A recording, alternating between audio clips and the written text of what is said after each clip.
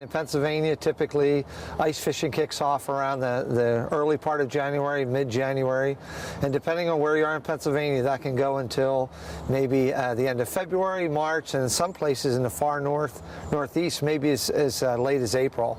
So it's a really good time of the year to start thinking about ice fishing. So ice fishing is a great outdoor winter activity because it gets you out of the house.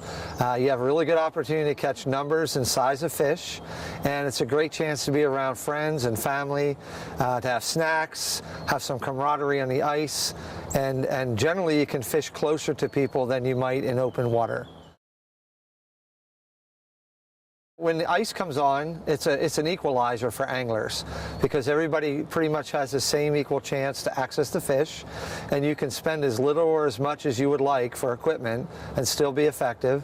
One of the things you can do if you're fishing a Fish and Boat Commission lake or a state park lake is go on to fishandboat.com and look on our habitat page, and you can find maps for lots of lakes in Pennsylvania, and those maps show where the habitat structures are placed, and that habitat, that submerged habitat, is as effective under the ice as it is in open water. And in the ice fishing, if you're on top of good habitat, you generally are going to be around good numbers of fish. And we always have to be conscious of safety when we're ice fishing, especially in Pennsylvania where weather can fluctuate from parts of the state or through the season. And one of the things that's important is to keep in mind the safety guidelines. A minimum of 4 inches of clear ice is where you start. And my rule of thumb is I never want to be the first person at the beginning of the season on the ice or the last person off the ice at the end of the season. So if you're not sure, you approach the lake and you see if there's some other anglers around. If they seem like everything's good, that's an opportunity for you to kind of ease out, check things out, and maybe fish near them to get started.